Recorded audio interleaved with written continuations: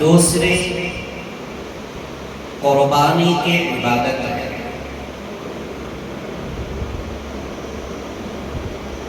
قربانی کا مسئلہ ایک بڑا اہم اور نازک مسئلہ ہے۔ یہ کچھ سال پہلے، چند سال، 100، 500، 1000 سال یا کچھ ہزار سال پہلے سے قربانی کا مسئلہ نہیں ہے، بلکہ شروع دنیا جب سے انسان کا اس روئے زمین پر نازل ہونا ہوا، تب سے قربانی کا سلسلہ شروع ہو چکا۔ وقتاً فوقتاً اس کے طریقے بدلتے آئے ہیں، اور اتنا اہم ترین ہے، اور دوسرے مذاہب اور دھرموں کے اندر بھی قربانی کی جاتی ہے، غیروں کے اندر بھی ہے، دوسرے دھرم کو ماننے والے ان کے اندر بھی یہ چیز ہے، لیکن اسلام کی قربانی اور دوسری قربانیوں کو زمین اور آسمان کا بڑا فرق ہے۔ اللہ تبارک و تعالیٰ نے جس مسلمان کو یہ توفیق دی کہ وہ حج بیت اللہ کی زیارت کرے، طواف کرے، روضۃ الرسول صلی اللہ علیہ وسلم کی زیارت کرے، وہاں کا سفر کرے، وہ ساری عظمتیں اور نعمتیں وہ لوٹے، اس کی وجہ گھومنا پھرنا نہیں ہے۔ وہاں جانے کے بعد اچھے خاصے ایسی کمروں کے اندر وقت گزارے، وہاں کے چیزوں کی طرف دیکھے، پکنک منائے، گھومنے سیر کرنے گئے، نئے نئے لوگوں سے ملاقات ہوگی۔ یہ تمام مقاصد کے واسطے نہیں، اللہ نے ان لوگوں کو وہاں کی حاضری کی توفیق اس لیے دیتا ہے تاکہ لوگ وہاں جا کر حاجی بننے کے بعد وہ حضرت سیدنا ابراہیم علیہ السلام کی قربانیوں کو یاد کریں اور ان کے جذبات اپنے دلوں کے اندر پیدا کریں، ان کی توحید و رسالت اور ان کی ہمت اور ان کی آزمائشات، یہ تمام چیزوں کو یاد کر کے اپنے اندر اسے پیدا کر کے واپس لانا ہے۔ حضرت حاجرہ علیہ السلام کی قربانی کو یاد کرنا ہے، ان کے تکالیف کو پہچاننا ہے۔ حضرت اسماعیل علیہ السلام کی کامل توکل اللہ کی ذات کے ساتھ کیسی تھی، ان کے قربانیاں کیا ہیں، ان کے وہاں احکام اعمال کیا گزرے، کیا انہوں نے وہاں عبادتیں کی، یہ ساری چیزوں کو دیکھ کر مسلمان یاد کر کر کچھ سیکھ کر اپنے دل کے اندر حاصل کر کر واپس آنا ہے۔ جناب محمد رسول اللہ صلی اللہ علیہ وسلم والے اخلاق مکہ اور مدینہ میں حضور اکرم صلی اللہ علیہ وسلم کی 63 سالہ زندگی کیسے گزری، دن اور رات مکہ اور مدینے کے کیسے گزرے، یہ ساری تاریخ اور سیرت اور قربانیوں کو یاد کرنے کے واسطے، کچھ حاصل کر کر واپس لوٹنے کے واسطے اللہ تعالیٰ ایک حاجی کو وہاں کی توفیق عطا فرماتا ہے۔ اگر ان تمام کے خالی مسلمان لوٹا، جیسے پہلے تھا ویسے حج کو جا کر آنے کے بعد بھی ویسے ہی ہے، تو اس کا حج کو جانا، حج کرنا بیکار ہو گئی، اسے کچھ حاصل نہیں ہوا۔ بس گھومنے کے واسطے پھرنے کے واسطے گیا اور خرچ کر کے گھوم پھر کر واپس آ گیا۔ اب زندگی ایسے ہی گزر رہی ہے جیسے حج کرنے سے پہلے اس کی زندگی گزر رہی تھی۔ اس کا حج کرنا نہ کرنے کے برابر ہے۔ تو اس لیے اللہ تعالیٰ انسان کو توفیق دیتے ہیں، ورنہ گزشتہ جمعہ میں نے عرض کیا تھا کہ ہمارے بس کی بات نہیں ہے، یہ پیسے کی بات نہیں، روپے کی بات نہیں، اپنے طاقت اور اپنے قوت کی بات نہیں ہے، اللہ کی توفیق ہوتی ہے تو یہ تو انسان حج بیت اللہ کا سفر کرتا ہے۔ اس کے بعد کی جو دوسری اہم قربانی ہے، عبادت ہے، وہ قربانی ہے۔ اب مسلمانوں کو معلوم ہے قربانی، حضرت ابراہیم علیہ السلام اپنے فرزند کی قربانی، اپنے فرزند کو ذبح کرنے گئے تھے اللہ کی رضا کے واسطے۔ اللہ نے ان کی قربانی کو قبول کر لیا، ان کے آزمائش کو کامیابی دے دیا، اور ایک جانور کی قربانی ذبح ہو گئی، آپ کے فرزند ارجمند بچ گئے۔ یہ حضرت ابراہیم علیہ السلام کی سنت ہے قربانی، اس لیے ہمیں بھی حکم ہوا ہے ہمیں جانوروں کی قربانی کرتے ہیں۔ ہمیں سوچنے سے ہماری سوچ اور سمجھ میں ایک بہت آسان اور نازک جواب ہمیں مل جاتا ہے۔ ہر مسلمان کو اتنا معلوم ہے ابراہیم علیہ السلام کی سنت قربانی ہے، ہمارے پر واجب ہے ہمیں بھی قربانی دینی ہے، لیکن اس کے اندر جو ہے تحقیق کریں گے، نوٹ کریں گے تو شروع دنیا سے لے کر آج تک جتنی قربانیاں ہوئے اس کا آخری ریزلٹ اور نتیجہ جواب کیا ہے، اس کے اندر جو مقصد چھپا ہے، قربانی کے اندر جو اسپرٹ اور طاقت جو چھپی ہے وہ چیز کیا ہے۔ 15-20 ہزار 50 ہزار لاکھ روپے کا جانور قربان کر دینا یہ کوئی بڑی مشکل بات نہیں، کمال کی بات نہیں ہے۔ اس کے اندر کے مقصد کو سمجھنا اور اس مقصد کو حاصل کر لینا وہ قربانی اصل ہے۔ اس روئے زمین پر حضرت سیدنا ابو البشر آدم علیہ السلام اور اماں حوا علیہ السلام پہلے تھے، کوئی دوسری انسانیت کا سلسلہ وجود میں نہیں۔ مختصراً میں عرض کرتے ہوئے بات کو آگے لے کر چلوں۔ سب سے پہلے قربانی کہاں سے شروع ہوئی؟ حضرت آدم علیہ السلام کی اولاد ہی نسل چلی، دوسری کوئی قوم، دوسرا کوئی سلسلہ، کوئی دوسری انسانیت کا وجود نہیں تھا۔ جیسے اماں حوا علیہ السلام سے اولاد ہوتی، ایک وقت میں 2 اولاد ہوتے، جڑوا اولاد، ایک لڑکا اور ایک لڑکی ہوتی۔ اب یہ اولاد ہوتی، اب سلسلہ آگے بڑھنا ہے تو اس کا ذریعہ اور راستہ کیا ہے؟ انسان کو میاں بیوی بننا ہے، نکاح ہونا ہے اور شادی ہونی ہے، یہ راستہ ہے۔ اب جب پیدا ہونے والے بچے آپس میں بھائی اور بہن ہو گئے تو اللہ تبارک تعالیٰ نے ایک حکم دیا تھا، ایک وقت جو لڑکا اور لڑکی پیدا ہوں گے وہ آپس میں سگی بہن اور بھائی ہوں گے۔ دوسرے حمل میں دوسرے وقت جو پیدا ہوں گے، پہلے پیدا ہونے والے لڑکا اور لڑکی کا نکاح بعد کے حمل سے پیدا ہونے والے لڑکا اور لڑکی سے کیا جا سکتا ہے۔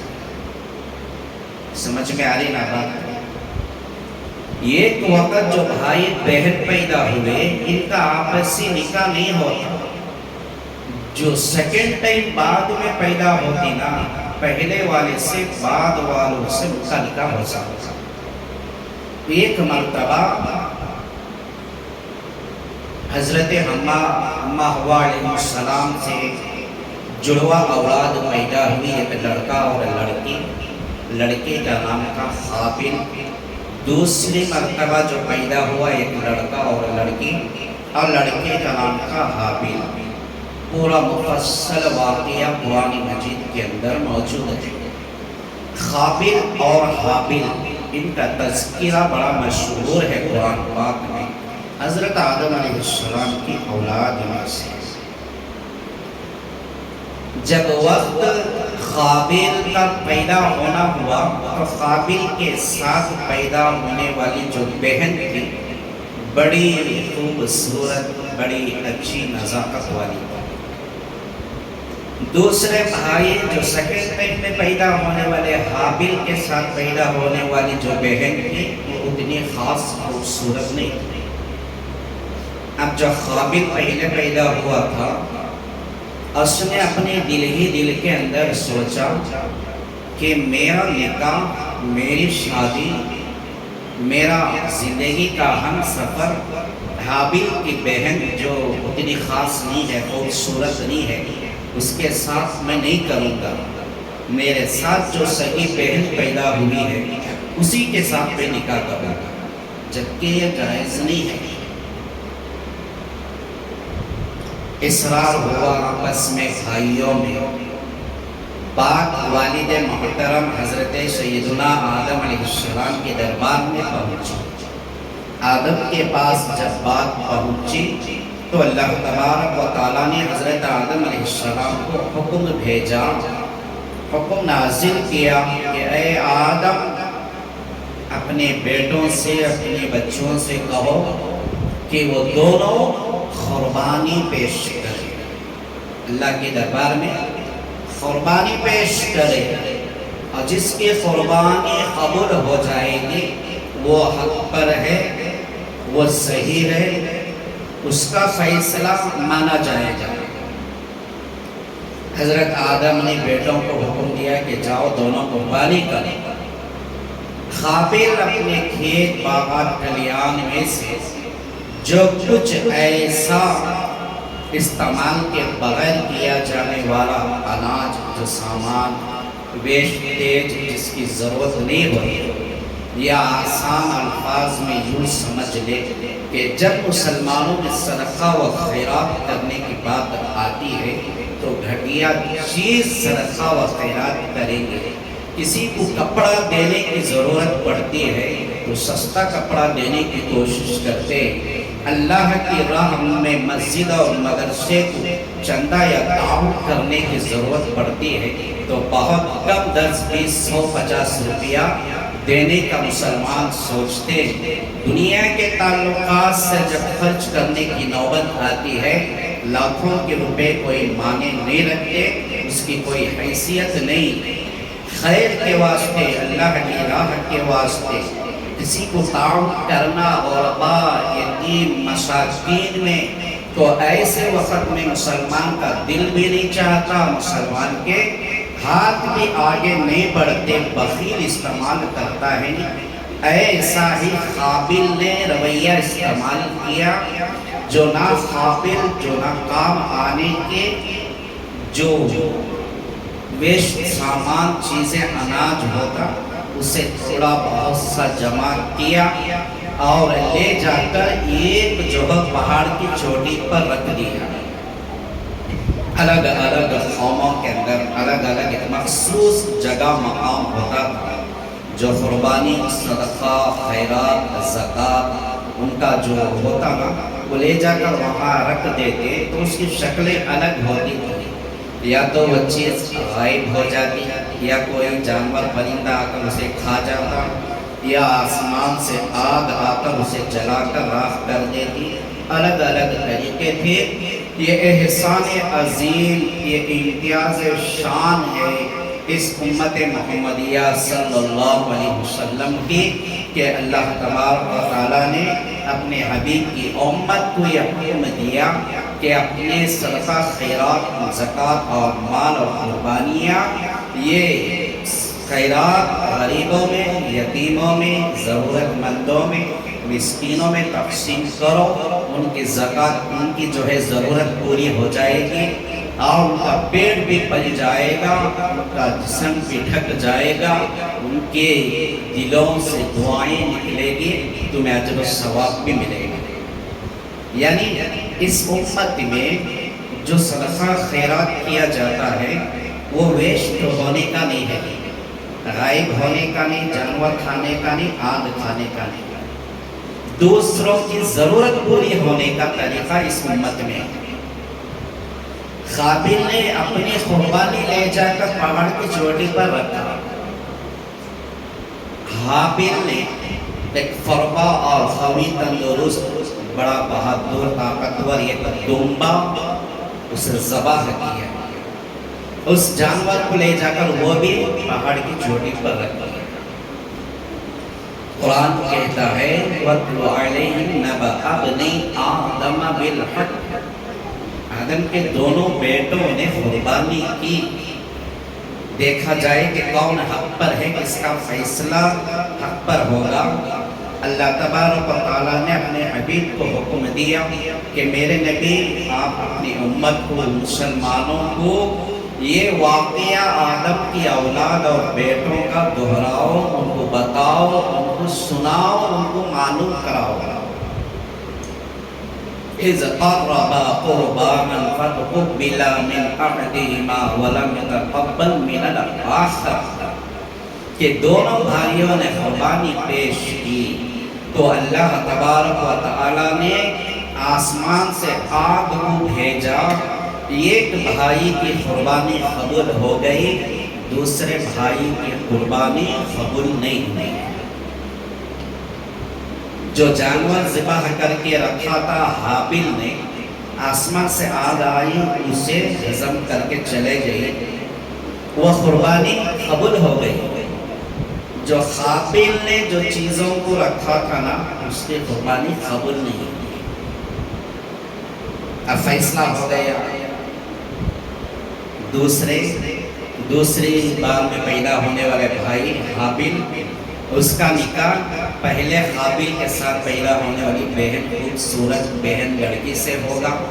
اب یہ قابل جو تھا نا ماننے کو تیار نہیں، قربانی بھی قبول ہو گئی، یہاں اس کی قربانی قبول نہیں ہوئی، اللہ نے قبول نہیں کیا، اللہ نے فیصلہ کر دیا، لیکن تب بھی یہ ماننے کو تیار نہیں۔ اس نے آگے اپنے بھائی سے کہا قَالَ لَأَقْتُلَنَّكَ، چاہے جو کچھ بھی ہو جائے میں مانتا نہیں، لَأَقْتُلَنَّكَ، میں تجھے آخر کار قتل کر ڈالوں گا، میں تجھے مار ڈالوں گا، تیری جان لے لوں گا، میں اپنے فیصلے میں کامیاب ہوں۔ بھائی نے کہا قال انما يتقبل الله من المتقين، اس میں میرا کیا قصور ہے، میری کیا غلطی ہے کہ اللہ تعالیٰ نے نیکیوں کے، نیکوکاروں کے، متقیوں کے، اللہ کو رضا کرنے والوں، راضی رکھنے والوں کے بعد قربانیوں کو اللہ قبول فرماتا ہے۔ اللہ نے میری قربانی کو قبول کر لیا اور تمہاری قربانی کو نہیں قبول کیا، اس میں میرا دوست نہیں، میرا قصور نہیں، میرا کوئی غلطی نہیں ہے۔ لیکن آخر کار قرآن پاک کے اندر پورا مفصل تذکرہ آیا کہ اس نے قابل نے جو ہے اپنے بھائی حابل کو مار ڈالا، قتل کر ڈالا۔ حابل نے کہا تھا اگر تو مجھے مارے بھی، قتل بھی کرے گا، میرے ساتھ جھگڑا بھی کرے گا، تو میں تیرے ساتھ ہاتھ اٹھاتا نہیں، میں تیرے ساتھ بدلہ نہیں لوں گا، اس لیے کہ مجھے اللہ تبارک و تعالیٰ سے ڈر اور خوف ہے، میں یہاں تیرے سے بدلہ لے لوں گا، کل روز قیامت میں اللہ کے سامنے حساب دینا مشکل ہوگا، میں تیرے ساتھ لڑائی جھگڑا نہیں کرتا۔ اپنے بھائی کا قتل ہو گیا۔ حضرات مفسرین کرام نے لکھا ہے یہ جو قابل کے دل کے اندر حسد پیدا ہوا، اس کی حسد کی وجہ سے اپنے بھائی کا قتل ہوا۔ لکھا ہے کہ سب سے پہلا گناہ جو حسد کی وجہ سے آسمان پر ہوا، وہ بھی حسد کی وجہ سے ہوا۔ جو سب سے پہلا قتل زمین پر ہوا، وہ بھی حسد کی وجہ سے ہوا۔ کون کس کا قتل کیا؟ بھائی نے اپنے بھائی کا قتل کیا۔ بھائی نے اپنے بھائی کا قتل کر ڈالا۔ حضرت علماء نے لکھا ہے قتل کر ڈالنے کے بعد اپنے بھائی کی لاش کو اور میت اپنے پیٹھ پر کندھے پر لاد کر قابل چلتا گیا۔ حضرت علماء نے اس کی تشریح فرمائی ہے کہ حسد کرنے والا کبھی دنیا میں ذلیل ہی رہتا ہے، یہ اس کی سزا بھی چھوٹی سی فوراً مل گئی۔ اپنے بھائی کی لاش کو اپنے پیٹھ پر لا کر 1 سال تک مکمل وہ چلتا رہا۔ 1 سال تک مکمل وہ اٹھا کر چلتا رہا۔ اس لیے مارنا تھا تو مار دیا، قتل کر دیا، اب اس کا کرنا کیا ہے وہ معلوم نہیں تھا۔ اب اس لاش کا ٹھکانہ کیسے لگانا، اس کا کفن دفن کا غسل کا کوئی طرز طریقہ معلوم نہیں تھا۔ 1 سال تک تھکے مارا اپنے مرے ہوئے بھائی کی لاش کو لے کر چلتا رہا۔ قرآن پاک کے اندر لکھا، اللہ تبارک و تعالیٰ نے ارشاد فرمایا ہے 1 سال تک اللہ تعالیٰ نے اس کی میت کو سڑنے نہیں دیا، گلنے نہیں دیا، اس کے اندر بدبو نہیں آئی، کوئی خرابی نہیں آئی۔ کیوں نہیں ہو سکتا؟ اللہ کی قدرت ہے۔ ہزاروں سال گزر گئے، آج بھی فرعون کی لاش موجود ہے۔ کب کا مارا وہ دریائے نیل میں ڈوب کر؟ اللہ کی قدرت ہے، اللہ جو کچھ کرنا چاہے تو کر سکتا۔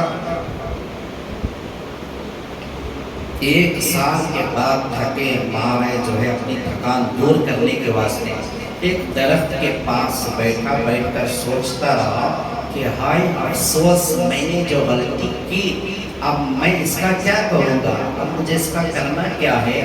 اس لاش کو، اس کے بدن کو کرنا کیا ہے؟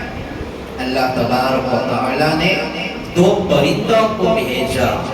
2 پرندے وہ کوے تھے، اس کے سامنے آ کر بیٹھ گئے۔ دونوں بھائی تھے، آپس میں ایک دوسرے سے لڑنے لگے۔ ایک کوے نے دوسرے کوے کو مار ڈالا۔ مارنے کے بعد یہ سارا منظر قابل دیکھ رہا تھا۔ مارنے کے بعد مارا ہوا کوا جو ہے اپنے اس کوے کو جو ہے دفن کرنے کے واسطے زمین میں گیا، اپنے چونچ اور اپنے پنجوں کے ذریعے سے زمین میں گڑھا بنایا اور اس کوے کو مرے ہوئے اس کے اندر ڈالا، کھودی ہوئی مٹی کو ڈال کر اسے برابر کر دیا۔ قابل نے اپنے اوپر کوسنے لگا کہ ہائے میری ذلت، میں کیا اس کوے سے بھی گیا گزرا ہوں کہ اسے جو معلوم ہے وہ طریقہ مجھے معلوم نہیں ہے۔ کوا بھی انسان کا استاد بنا ایک وقت میں کہ اللہ نے ایک پرندے سے بھی انسان کو ایک طریقہ سکھایا۔ جب تک معلوم نہیں تھا تو قابل نے بھی وہی طریقہ اپنایا، اپنے بھائی کو جو ہے دفن کر ڈالا۔ لہٰذا اس مبارک مہینے کے ایام میں سے 9 ذی الحجہ کا دن تھا، یوم عرفہ کا دن تھا۔ جناب نبی کریم صلی اللہ علیہ وسلم عرفات کے میدان میں اونٹنی پر سوار حجۃ الوداع اور آپ کا آخری اور پہلا حج ادا کرنے کے بعد آپ نے ایک لمبی چوڑی دعا اور تقریر فرمائی۔ اس کے اندر 5-6 گھنٹے پوری امت کے واسطے تعلیم اور آپ نے پیغام دیا اور اس میں فرمایا صحابہ کرام سے جو تقریباً 1.5 لاکھ سے زیادہ مسلمان اور صحابہ کا مجمع تھا، آپ نے فرمایا کہ صحابہ سے کہ لوگوں تمہیں معلوم ہے کہ آج کا دن کون سا دن ہے؟ تمام لوگوں نے کہا کہ 9 ذی الحجہ ہے، یعنی حج کا دن ہے۔ آپ نے پوچھا کہ معلوم ہے کہ ہم جس جگہ پر موجود ہیں یہ جگہ کون سی ہے؟ صحابہ نے کہا کہ یہ مقدس وادی عرفات کا میدان ہے، اور صحابہ سے پوچھا کہ اس کی فضیلت اور اس کی شان بھی معلوم ہے، اور لوگوں نے صحابہ اکرام اور مسلمانوں نے کہا کہ عرفات کی فضیلت بہت زیادہ ہے، ذی الحجہ کا دن کی فضیلت بہت بڑی شان اور مقام ہے، اس کی عزت بہت زیادہ ہے، اور حاجیوں کا دن ہے، حج کرنے والوں کا دن ہے، ان کے اجر و ثواب وہاں بہت ساری باتوں کو کہا۔ جناب رسول اللہ صلی اللہ علیہ وسلم نے جو نصیحت فرمائی، مجھے اور آپ کو اس کے اوپر غور کرنے کی ضرورت ہے، مجھے اور آپ کو اس تعلیمات کو اپنانے کی ضرورت ہے۔ حضور صلی اللہ علیہ وسلم نے اس وقت نماز نہیں چھوڑنا یہ تاکید نہیں فرمایا، قربانی کرنا یہ تاکید نہیں فرمائی، سنتوں پر عمل کرنا یہ تاکید نہیں فرمائی۔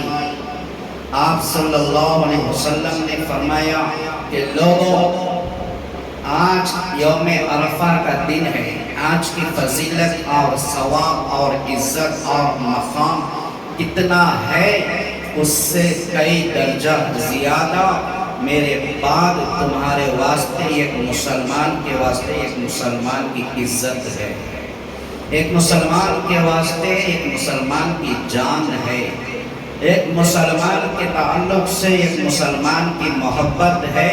یوم عرفہ کے دن والے سے بڑی بڑی فضیلت ہے۔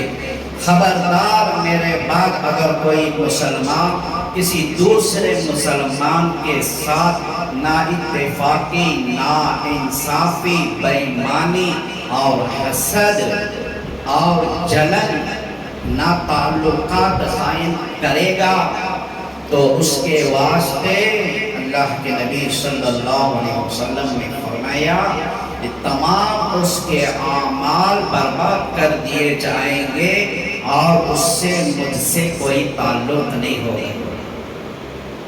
کبھی ہم نے غور کیا؟ کبھی ہم غور نہیں کرتے۔ آج قربانیاں ہم دیتے ہیں، الحمدللہ بڑی خوشی کی بات ہے، ہمارے اوپر واجب ہے، ہمارے اوپر ضروری ہے، ہم قربانی دیتے ہیں، لیکن حضرات علماء کرام نے اللہ کے نبی صلی اللہ علیہ وسلم کے اس خطبے کو سامنے رکھ کر مسلمانوں کو تاکید اور نصیحت فرمائی ہے کہ قربانی کرنے سے پہلے اپنے دلوں کے اندر اپنا جو شیطانی نفس بیٹھا ہوا ہے، سیاہ رنگ کا بن کر اپنے دل کو ہم مسلمانوں کے تعلق سے کالا کر چکے ہیں۔ دشمنیاں ہمارے دلوں میں، نفرتیں ہمارے دلوں میں، ایک مسلمان کے تعلق سے حسد ہمارے دلوں میں۔ جانور کو ذبح کرنے سے پہلے اپنے دل کے اندر ان تمام برائیوں کو ذبح کرو، بعد میں تمہاری قربانی قبول ہوگی۔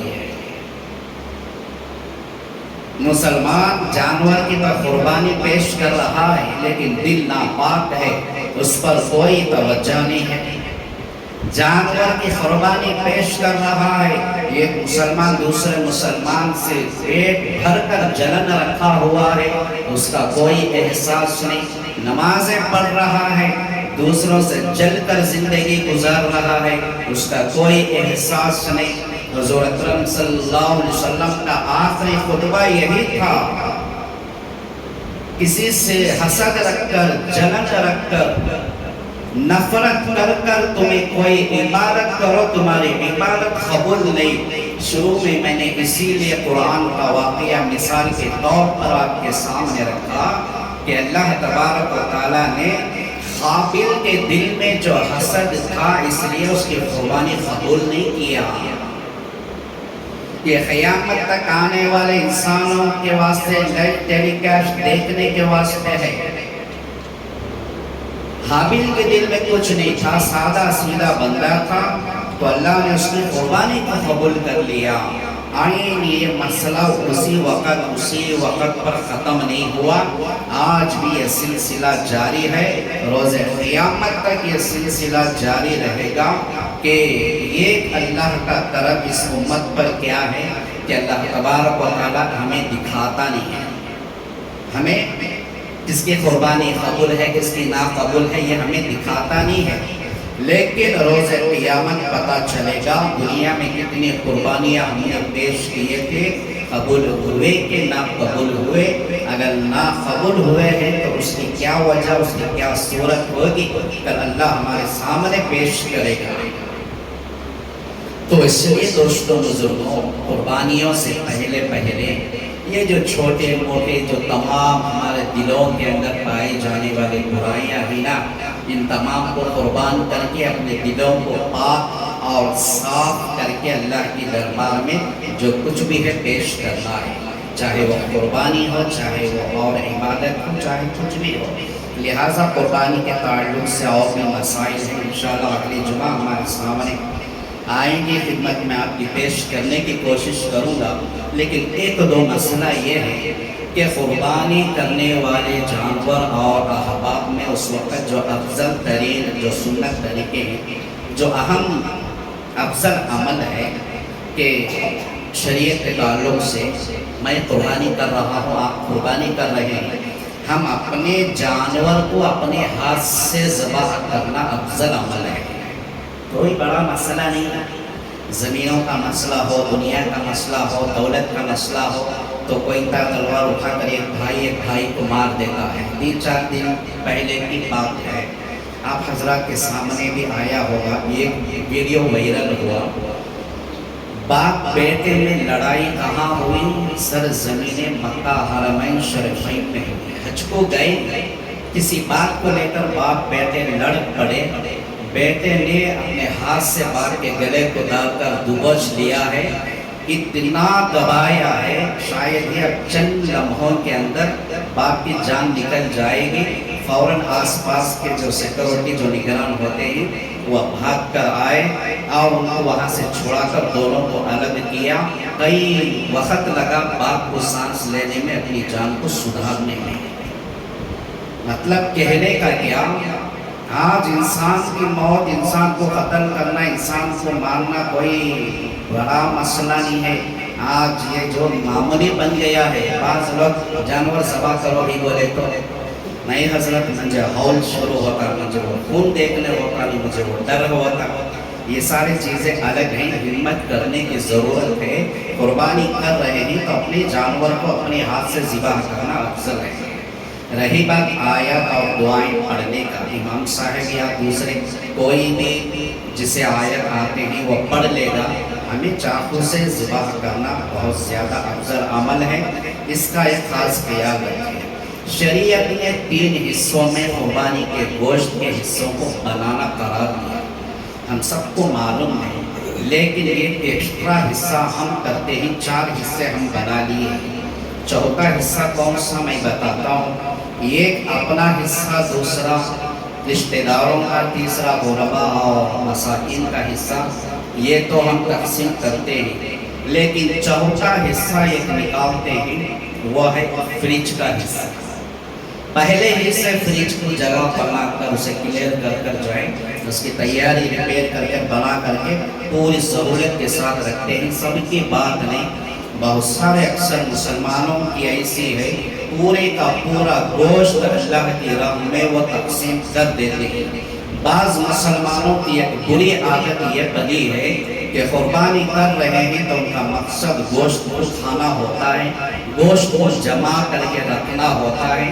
6 مہینے 1 سال تک دیکھو قربانی کیے ہوئے گھروں کے اندر سے آپ کو خباب مل جائیں گے، یعنی فریج کے اندر اتنا جمع کر کے رکھ لیتے ہیں، قربانی بھی کر رہے ہیں، سارا گوشت بھی خود ہڑپ رہے ہیں۔ یہ کرنا بالکل غلط ہے۔ حضرت ابراہیم علیہ السلام کے واقعات ہمارے سامنے ہیں، بہت سارے قربانیوں کے واقعات ہمارے سامنے ہیں۔ قربانی کا مقصد کیا ہے؟ اللہ کی رضا ہے، اللہ کو خوش کرنا ہے۔ سال بھر تو گوشت کھاتے ہیں، لیکن قربانی کا گوشت سارے کا سارا حصہ ہمیں غربا میں تقسیم کرنا ہے۔ تقسیم بھی ایسے نہیں کرنا جیسے ابھی پورا جانور پاک نہیں ہوا، اس کی گوشت کے ٹکڑے تول نہیں ہوا، وہاں پر کلیجی تلی جا رہی ہے، سرا پایا کو بھنایا جا رہا ہے، جانور پورا تولا نہیں، گوشت کے حصے نہیں کیے گئے، اس میں کا تھوڑا جو ہے کھایا جا رہا ہے، ایسی قربانی جائز نہیں، ایسی قربانی قبول نہیں ہوتی۔ تولتے وقت بھی تیسرے حصے میں سے جو غربا اور یتیموں کے حصے کا گوشت ہوتا ہے، چاہے وہ پاؤ کلو ہو یا آدھا کلو ہو یا 1 کلو ہو، ہر حصہ جو ہے تول کر ہی اسے تقسیم کرنا ہے۔ ایسا نہیں کہ یہ تول ہم نے تول لیا، اسے بازو رکھ کر اندازے پر اٹھا کر ڈال رہے ہیں، کسی میں کم جا رہا ہے، کسی میں زیادہ ہے، یہ بھی حصہ ادا نہیں ہو سکتا، اور زیادہ مسائل ہیں۔ اللہ تبارک و تعالیٰ مجھے اور آپ کو کہیں سنی ہوئی باتوں پر بھرپور عمل کرنے کی توفیق عطا فرمائے۔ جو احباب قربانیاں کرتے ہیں، اللہ تعالیٰ ان کی قربانیاں کو بخوبی اپنے دربار عالی میں قبول اور مقبول عطا فرمائے۔ آمین و آخر دعوانا الحمدللہ رب العالمین۔